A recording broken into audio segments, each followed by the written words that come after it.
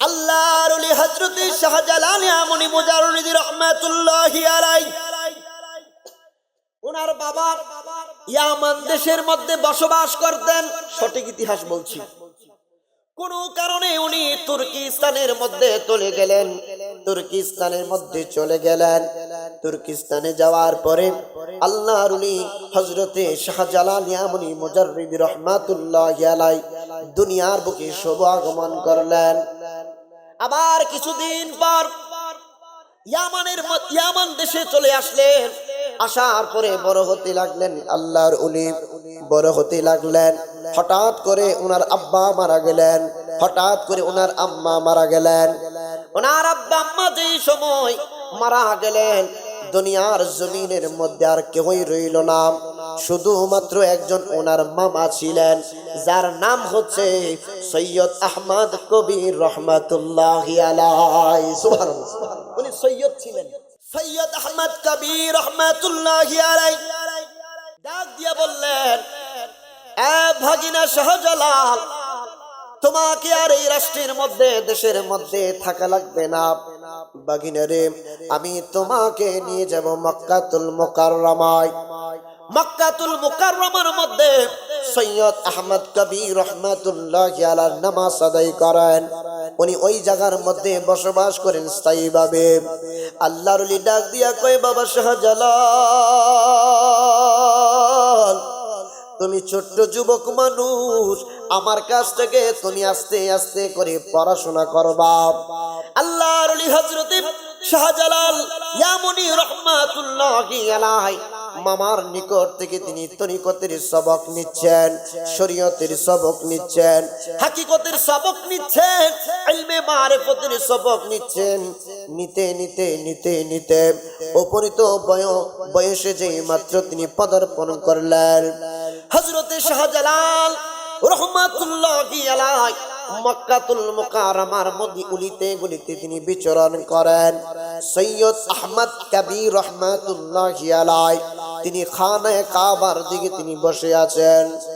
আল্লাহর ওলি হঠাৎ করে তাকিয়ে দেখেন, একটা হরিণী দৌড়াতে দৌড়াতে আল্লাহর ওলির কদমে চলে আসলেন। আয়েশা ডাক দিয়া কই, হুজুর, আপনার কদমে আমি হরিণী আল্লাহর হুকুমে চলে আসলাম। আমার আল্লাহ আমার জবানটাকে খুলে দিয়েছে, আপনি আপনার সঙ্গে আমি দুইটা কথা বলার জন্য এসেছি। সৈয়দ আহমদ কবির রহমাতুল্লাহি আলাইহি ডাক দিয়ে বললেন, আরে হরিণী, তুমি এত বেশি পরিমাণ হাঁপাচ্ছ কেন? হুজুর, আমি দৌড়াতে দৌড়াতে আপনার কাছে এসেছি, এই জন্য আমার শ্বাস প্রশ্বাস নিতে খুব কষ্ট হচ্ছে। আল্লাহর ওলি ডাক দিয়া কই, কি হলো বলো? হরিণীটা ডাক দিয়ে বললেন, হুজুর, আমার দুইটা কলিজার বাচ্চা ছিল, হরিণী বাচ্চা ছিল দুইটা, কিন্তু একটা ভাগ জঙ্গলার মধ্যে ছিল। ওই ভাগটা আমার দুইটা হরিণীর বাচ্চাকে, সে ভাগটা মানে ছিঁড়ে ছিঁড়ে এই জঙ্গলার ভিতরে সে খেয়ে ফেলেছে। হুজুর, এই বিচার নিয়ে এসেছি। শুধু তাই নয় হুজুর, আমার দুইটা বাচ্চাকে খেয়ে ফেলার পরে এখন সে চেষ্টা করতেছে আমাকেও পর্যন্ত ছিঁড়ে ছিঁড়ে খাওয়ার জন্য। আল্লাহর ওলি ডাক দিয়া কই, হরিণ, পেরেশানি নিও না, চিন্তা কইরো না, দেখি তোমার জন্য কি ব্যবস্থা করতে পারি। আল্লাহর ওলিগণ কিভাবে ইসলাম প্রচার করেছেন সামনে আসতেছি রে বাপ। হরিণীটা ডাক দিয়ে বললেন, হুজুর, আমার পিছু পিছু বাঘটা মনে আসতেছিল। আল্লাহর ওলি হযরতে শাহজালাল ইয়ামানি রাহমাতুল্লাহি আলাইহিকে ডাক দিলেন, এ বাগিনা, এতদিন পর্যন্ত আমার কাছে থেকে থেকে তুমি শরীয়তের ইলম অর্জন করলা, তরিকতের সবক গ্রহণ করলা। বাগিনা রে,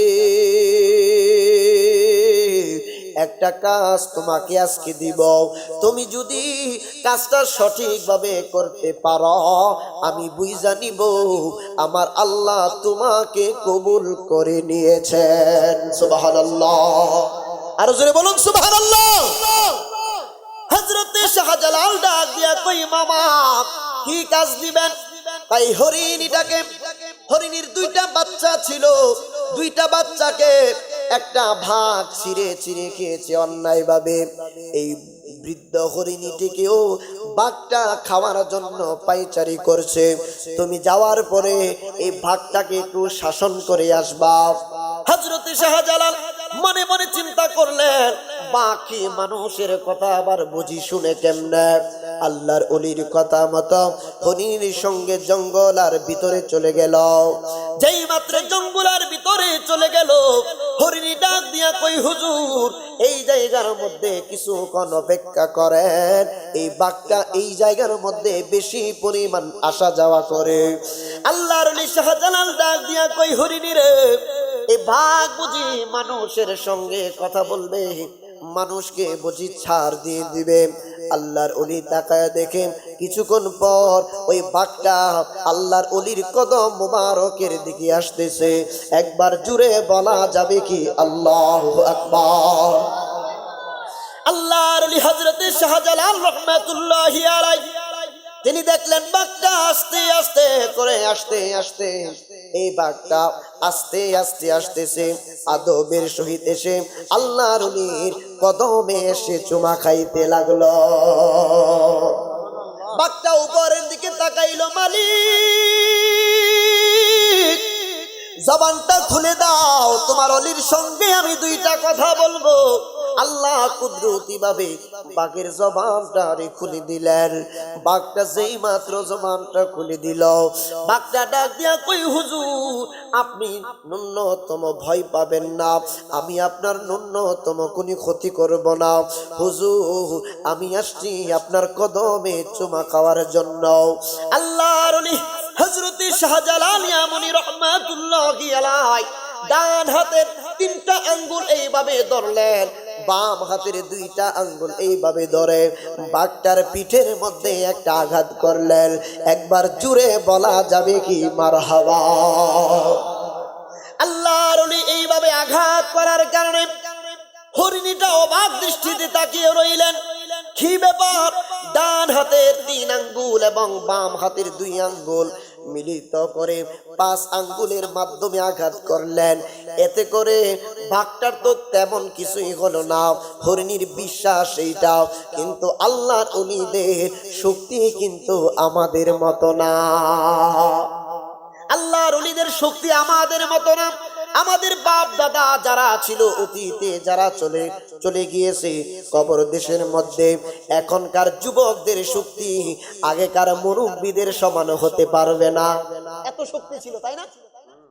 আল্লাহর ওলি যেই মাত্র ফিরে আসলেন, আসার পরে উনার মামাজান সৈয়দ আহমদ কবির রাহমাতুল্লাহি আলাইহি ডাক দিয়ে বললেন, ভাগিনা আমি মনে মনে চিন্তা করেছিলাম বাঘটাকে তুমি কিভাবে শাসন করবা। আমি যেই ভাবে মনে করেছিলাম, অন্তরে ধারণ করেছিলাম, তুমি সেইভাবেই বাঘটাকে শাসন করেছো। শাহজালাল রাহমাতুল্লাহি আলাইহি ডাক দিয়া কই, মামা কি বলতে চান আপনি? কই, ভাগিনা আমি মনে মনে নিয়ত করেছিলাম বাঘটা যদি তোমার সামনে চলে আসে, বাঘটাকে তুমি তোমার ডান হাতের 3 আঙ্গুল এবং বাম হাতের 2 আঙ্গুল দিয়ে তুমি তাকে একটা থাবা দিবা। ভাগিনা তুমি এটাই করেছ, তার মানে আল্লাহ রাব্বুল আলামিন তোমাকে কবুল করে নিয়েছেন, তোমাকে এই জায়গার মধ্যে আর রাখা যাবে না। এ শাহজালাল তুমি চলে যাও আল্লাহর রাসূলের দ্বীনকে প্রচার করার জন্য, তুমি চলে যাইবা হিন্দুস্তানের জমিনে। সুবহানাল্লাহ। হযরত শাহজালাল রাহমাতুল্লাহি আলাইহি ডাক দিয়ে বললেন, মামা আমি আপনার কদম ছেড়ে যাব না, আমি আরো কিছুদিন পর্যন্ত আপনার কদম মুবারকে থেকে থেকে আমি তরিকতের সবক নিব। কিছুদিন আরো থাকার পরে মামার কথা অনুযায়ী তিনি হিন্দুস্তানের জমিনের মধ্যে চলে যাবেন। যাইতে যাইতে তিনি যেই মাত্র রওনা হয়ে গেলেন, আল্লাহর ওলি শাহজালাল ইয়ামানি রাহমাতুল্লাহি আলাইহি চিন্তা করলেন, আমি যদি হিন্দুস্তানের ময়দানে চলে যাই তাহলে আমি বেশি দিন পরে, অনেক দিন পরে আবার ইয়ামান দেশে আসতে পারি কিনা কোনো গ্যারান্টি নাই। আমি ফাঁক দিয়ে যাওয়ার পথে আমি ইয়ামান দেশে আমার এলাকাটা আমি একটু সফর করে যাব। আল্লাহর ওলি ডাক দিয়া কই শুনো, আমি যেই মাত্র ইয়ামান রাষ্ট্রের মধ্যে পৌঁছে গেলাম, আমার রাজ্যের মধ্যে আমি পৌঁছে গেলাম, ওই রাজ্যের মধ্যে ওই সময় একটা বাদশা ছিল। ওই বাদশাটা চরম পাপিষ্ট ছিল, আল্লাহ ওয়ালাদের বিপক্ষে কথা বলতো, উনি আল্লাহদের বিপক্ষে কথা বলতো। ওই লোকটার সৈন্য সামন্তরা ডাক দিয়ে বললেন, হুজুর আপনার ইয়ামান রাষ্ট্রের মধ্যে এমন একজন দরবেশ প্রবেশ করেছে, যদি এই দরবেশকে এই রাজ্য থেকে আপনি বের না করতে পারেন তাহলে আপনার বাদশাহগিরি কিন্তু বেশি দিন থাকবে না। আল্লাহর ওলিগণকে প্রত্যেক যুগে যুগে যত পাপিষ্ট মানুষ ছিল তাদের শক্তি যতই বেশি হোক না কেন, আল্লাহর ওলিদের ইশারা পর্যন্ত তারা সহ্য করতে পারত না। আল্লাহর ওলিদেরকে তারা ভয় করত, আল্লাহর ওলিদেরকে ভয় করত। তাদের এত ফয়জ, এত তাওয়াজ্জু ছিল, মদিনাওয়ালার এত তাওয়াজ্জু ছিল আল্লাহর ওলিদের প্রতি, এই তাওয়াজ্জুর দ্বারা সমস্ত পাপিষ্টরা ধ্বংস হয়ে যেত। ঠিক না বেঠে? আল্লাহর ওলি হযরতে শাহজালাল ইয়ামনি মুজাররিদি রাহমাতুল্লাহি আলাইহি উনাকে মারার জন্য, উনাকে কতল করার জন্য পায়চারি করছে বাচ্চা, কিভাবে হত্যা করা যায়। সৈন্য সামন্তরা, উজির নাজিররা পরামর্শ দিল, হুজুর আপনি তার কাছে নজরানা পাঠান, নজরানা পাঠাইবেন শরবত দিয়া, শরবতের মধ্যে আপনি বিষ মিশিয়ে দিবেন, ওই বিষ পান করে ওই দরবেশটা দুনিয়া থেকে বিদায় হয়ে যাবে। একবার জুড়ে বলা যাবে কি নাউযুবিল্লাহ। নজরানা বাদশা পাঠাইলো, এই যুবকরা কথা বলবা না, নজরানা পাঠাইলো শরবত। হুজুর আপনার কদমে বাদশার পক্ষ থেকে নজরানা শরবত পাঠাইছে আপনি খাবার জন্য। আল্লাহর ওলি শরবতের দিকে তাকানোর পরে বুঝতে পেরেছেন এটার মধ্যে বিষ মিশিয়ে দেওয়া হয়েছে যাতে আমি মারা যাই। আল্লাহু আকবার। আল্লাহর ওলিগণ দেখেন, মুস্তাদরাক লিল হাকিম, ইমাম হাকিম নিসাপুরি রাহমাতুল্লাহি আলাইহি জগৎ বিখ্যাত একজন মুহাদ্দিস, তিনি তার আল মুস্তাদরাক আলা সহিহাইনে কিতাবের মধ্যে হাদিস কোট করেছেন হাসান সনদে। ক্বালা রাসূলুল্লাহ সাল্লাল্লাহু আলাইহি ওয়াসাল্লাম, নবীজি বলেছেন উম্মত শোনো, ইত্তাকু ফিরাসাতাল মুমিনিন, আল্লাহর ওলিদের অন্তর্দৃষ্টিকে তোমরা ভয় করো, আল্লাহর ওলিদের অন্তর্দৃষ্টিকে তোমরা ভয় করো। কেন করবা জানোনি? নবীজি বলেছেন ইয়ানজুরু বিনুরিল্লাহ, কারণ আল্লাহর ওলিগণ আল্লাহর নূর দিয়ে দেখতে পায়, আল্লাহর নূর দিয়ে। আল্লাহর ওলি শাহজালাল রাহমাতুল্লাহি আলাইহি দেখতেন শরবতের মধ্যে বিষ, তিনি বিসমিল্লাহির রহমানির রহিম বলে শরবতটুকু পান করলেন। কিছুক্ষণ পরে খবর আসলো এই রাজ্যের বাদশা মারা গেছে। আল্লাহু আকবার। বিষ পান করলো হযরতে শাহজালাল, মরল হইল জালিম বাদশা। আল্লাহু আকবার। বিষ পান করলো আল্লাহর ওলি, মারা গেল জালিম বাদশাহ, জালিম বাদশাহ মারা গেল। আল্লাহর ওলির কোনো কিছুই হলো না। অসংখ্য সৈন্য সামন্ত এসে হযরতে শাহজালাল রাহমাতুল্লাহি আলাইহি হাতে হাত রেখে কালিমা পড়ে মুসলমান হয়ে গেছে। আল্লাহর ওলি যেই মাত্র এই ঘটনা ঘটে গেল, ওই বাদশার একজন সন্তান ছিল, ওই সন্তানের নাম ছিল আলী হুসাইন। ওই বাদশার সন্তানের নাম ছিল আলী হুসাইন। আলী হুসাইন সে দরবেশদেরকে, আল্লাহর ওলিদেরকে, মুসলমানদেরকে বড় ভালোবাসতো। ভালোবাসার পরে আল্লাহর ওলির কদম মোবারকে চলে আসলো। আয়েশা ডাক দিয়া কই, হুজুর আমার বাবা যা কিছুই করুক না কেন, আমি কিন্তু আপনাদেরকে ভালোবাসি, আমি মুসলমানদেরকে বড় ভালোবাসি। হুজুর আমাকে আপনি দয়া করে আপনার কদমে থাকার তৌফিক দান করে জাতি আল্লাহ, আপনার কদমে থাকার ব্যবস্থা একটু আপনি করে দেন, আপনার কদমে থাকার ব্যবস্থা করে দেন, আপনার সাথে থাকার মর্জি যাতে আপনার হয়। হুজুর আপনার কাছে আমি বিনীত অনুরোধ করছি এই ব্যাপারে।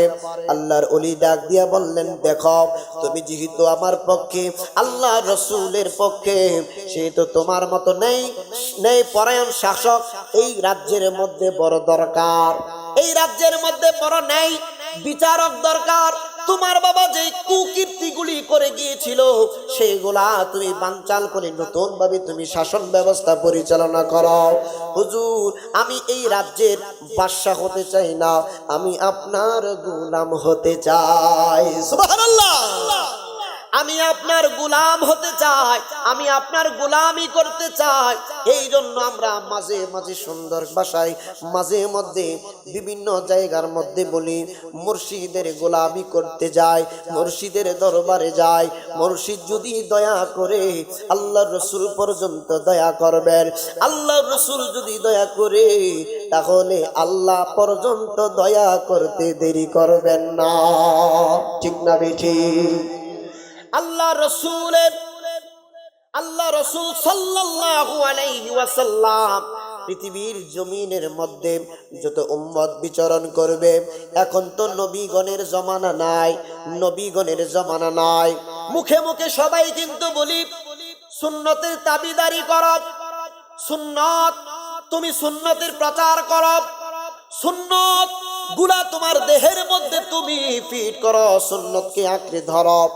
এখন বলুন তো, আল্লাহ যে কোরআনুল কারিমে বলেছেন আমার রাসূলুল্লাহকে অনুসরণ করো, বলেন তো অনুসরণ দেখে দেখে করতে হয়, অনুসরণ তো না দেখে করা যায় না। ঠিক না ভাই? অনুসরণ না দেখে করা যায় না। কিন্তু আল্লাহ পাক রাসূল করিম সাল্লাল্লাহু আলাইহি ওয়াসাল্লামের মাধ্যমে নবীজির উম্মতদেরকে রেখে গিয়েছেন। আমার আল্লাহ বলেছেন সলিহিন বান্দা যারা, তারা যেইভাবে চলে তোমরা সেইভাবে চললে আমার রাসূলুল্লাহর অনুসরণ হয়ে যাবে। সুবহানাল্লাহ। আল্লাহর ওলি গণের পদচারণা নিয়ে আপনি যদি চলতে পারেন তাহলে রাসূল করিম সাল্লাল্লাহু আলাইহি ওয়াসাল্লামের সুন্নতগুলো আপনার উপরে আপনি বাস্তবায়ন করা আপনার দ্বারা সম্ভব। কারণ রাসূল করিম সাল্লাল্লাহু আলাইহি ওয়াসাল্লামের প্রত্যেকটা সুন্নাত পুঙ্খানু ভাবে বুঝেন তারা যারা আল্লাহর ওলি। সুবহানাল্লাহ। যারা আল্লাহর ওলি, আল্লাহর ওলি হযরতে শাহজালাল রাহমাতুল্লাহি আলাইহি ছুটলেন হিন্দুস্তানের দিকে। তিনার সঙ্গে কিছু ভক্ত মুরিদান আল্লাহর ওলির সঙ্গে তিনি সঙ্গে নিয়ে রওনা হয়ে গেলেন।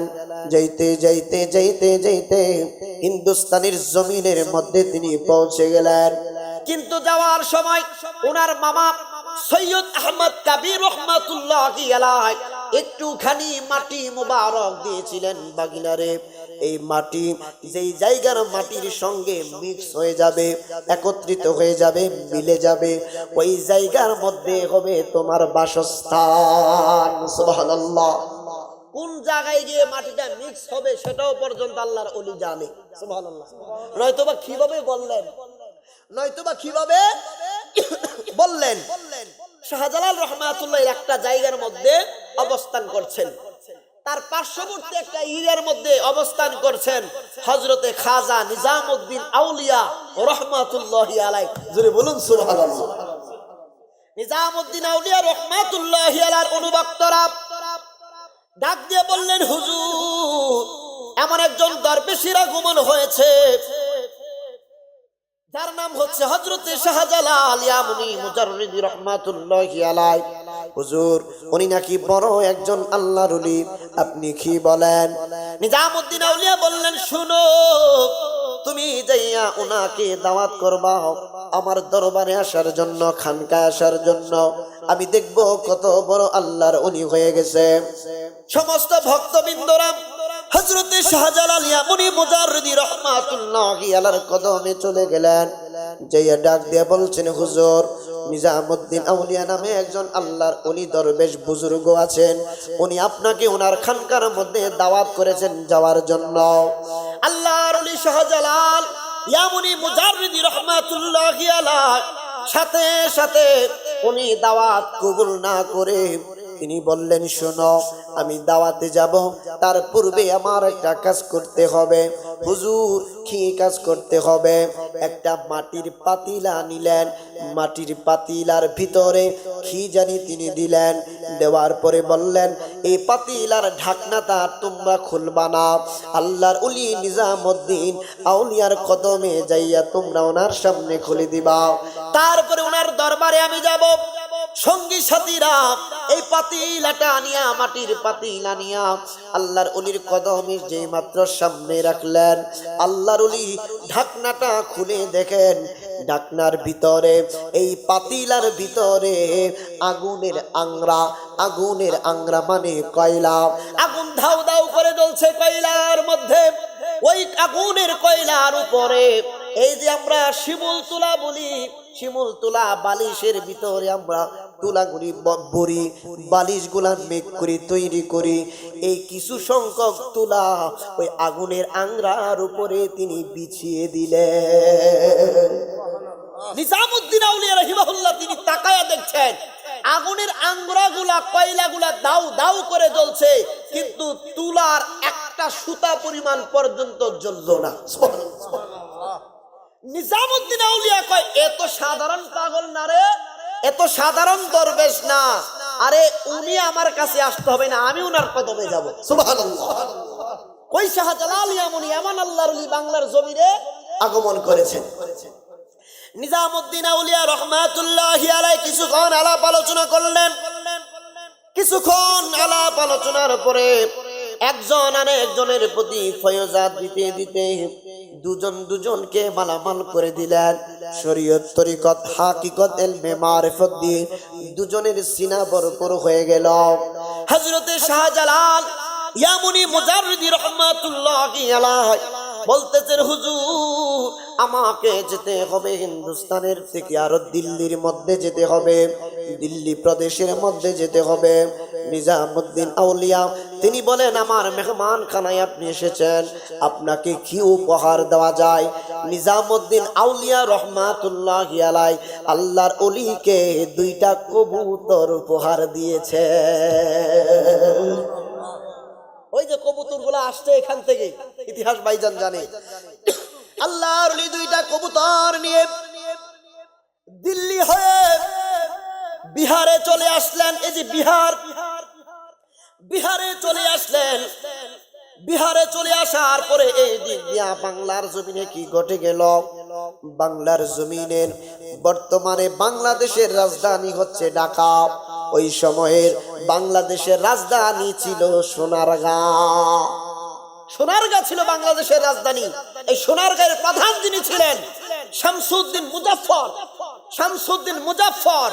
আর এই দিক দিয়া সিলেটের নাম ছিল শ্রীহট্টি।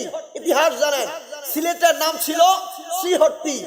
আল্লাহর ওলি বিহারে অবস্থান করছেন। এই দিক দিয়া বুরহানুদ্দিন, বুরহানুদ্দিন রহমাতুল্লাহি আলাইহি, ওনার ছেলে মেয়ে হয় না, সন্তানাদি হয় না। মালিকের দরবারে দোয়া করলেন, মালিক, আমাকে যদি তুমি সন্তান দান করো তাহলে তোমার নামে মান্যত করলাম, এই রাজ্যের মধ্যে আমি গরু কুরবানি করব। সুবহানাল্লাহ। কিন্তু এই গরু কুরবানি যে করবে রাজা গড় গোবিন্দ, সবাই জানেন এই হলো বড় শয়তান।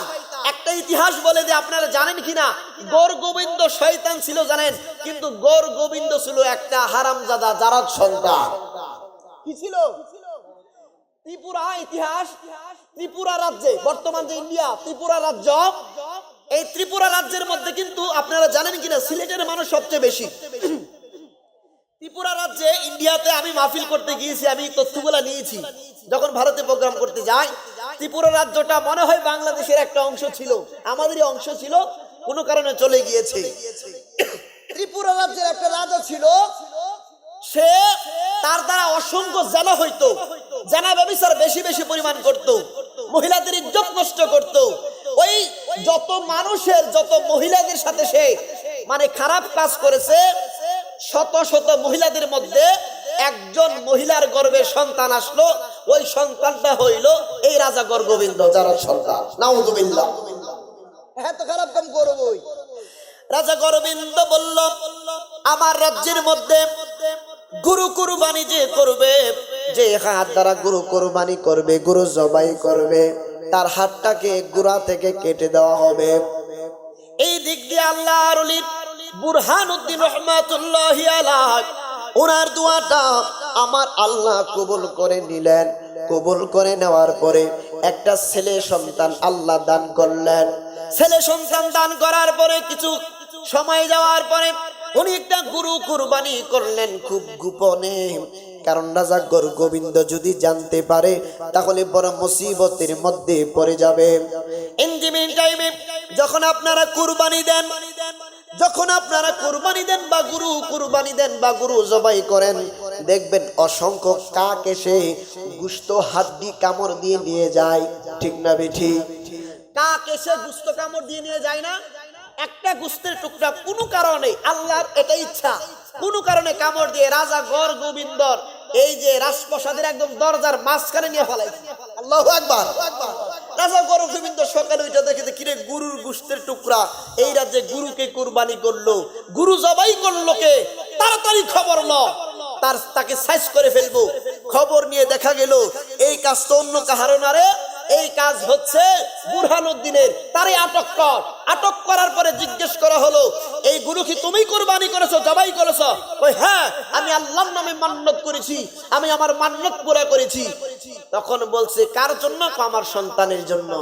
এই ছোট্ট শিশু মাসুম বাচ্চাকে রাজা গোবিন্দ সবার সামনে, বাবার সামনে ছুরি দিয়ে জবাই করে দিল। জোরে বলুন নাউযুবিল্লাহ। রাজা গোবিন্দ বলল, কোন হাত দিয়ে তুমি জবাই করেছো?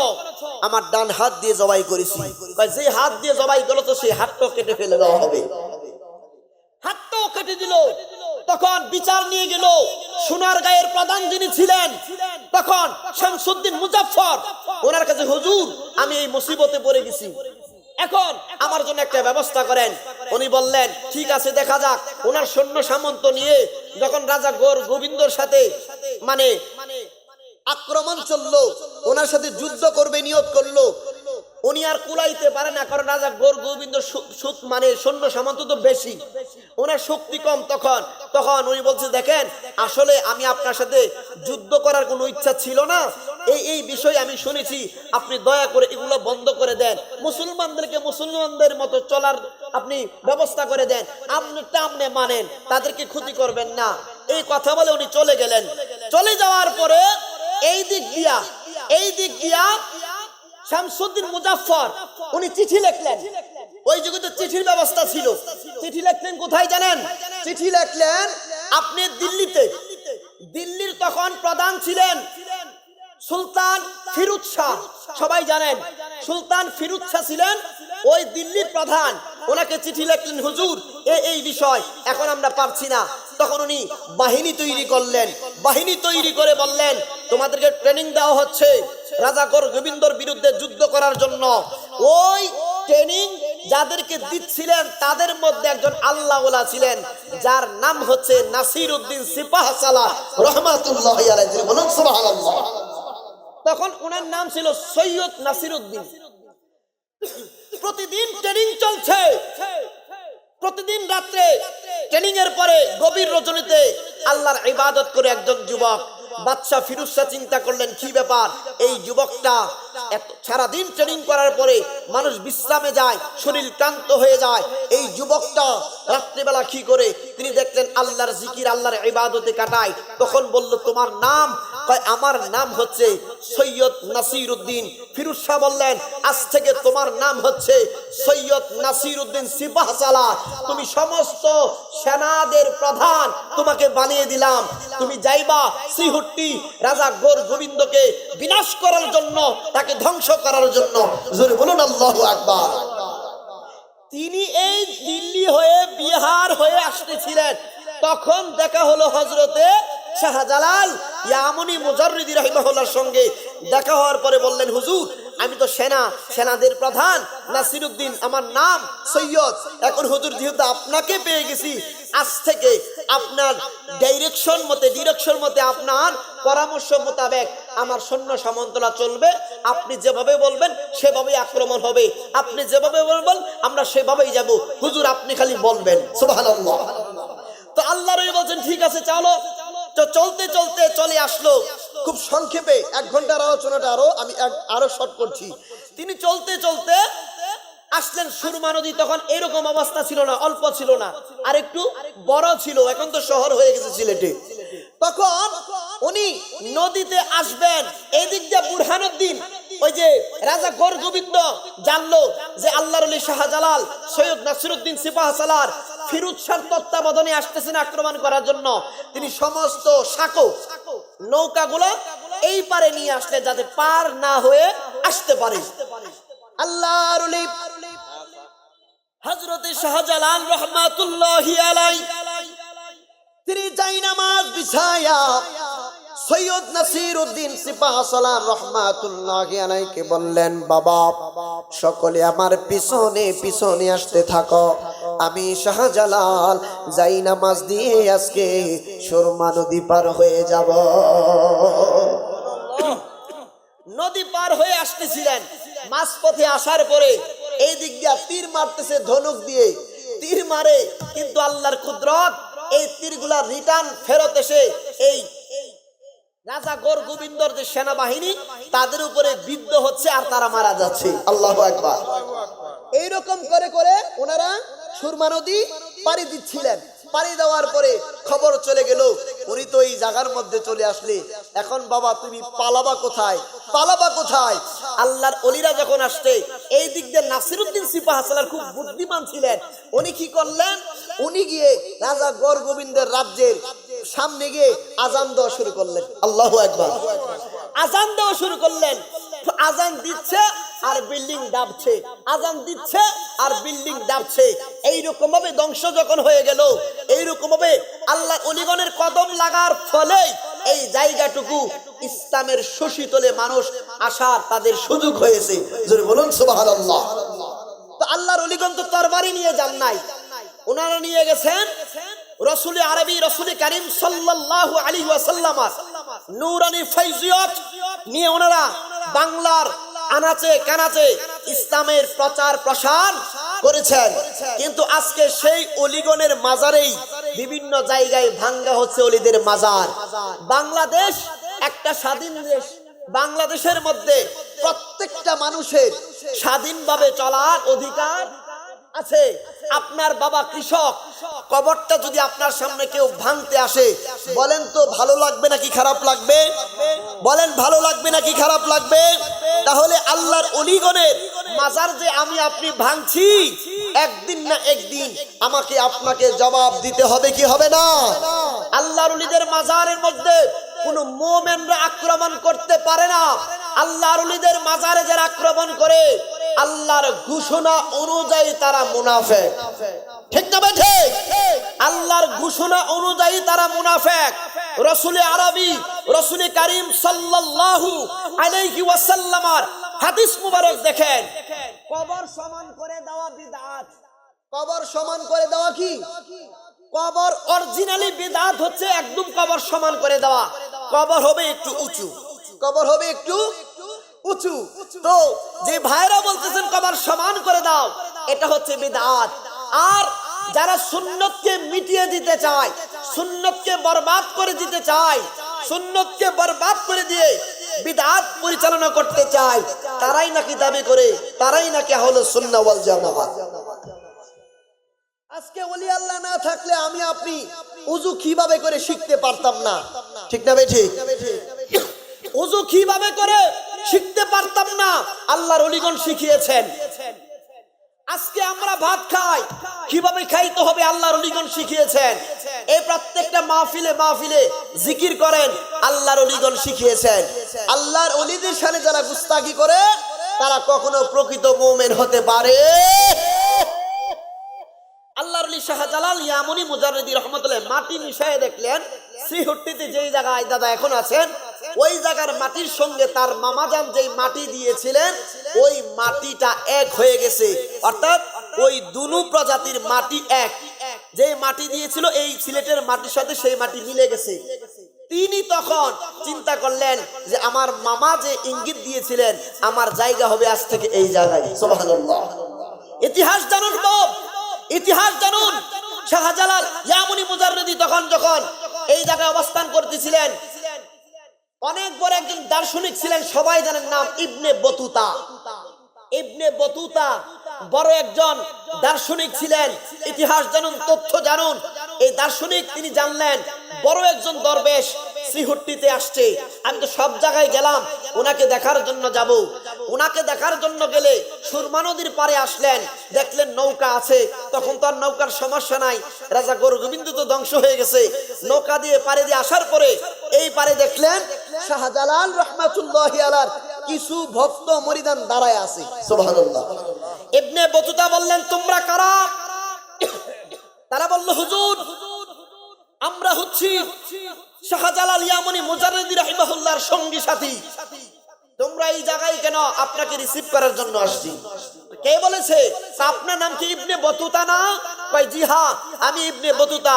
কয় শাহজালাল ইয়ামুনি মুজাররিদি বলেছেন আপনি আসবেন এই সময় আর আপনার নাম হবে ইবনে বতুতা।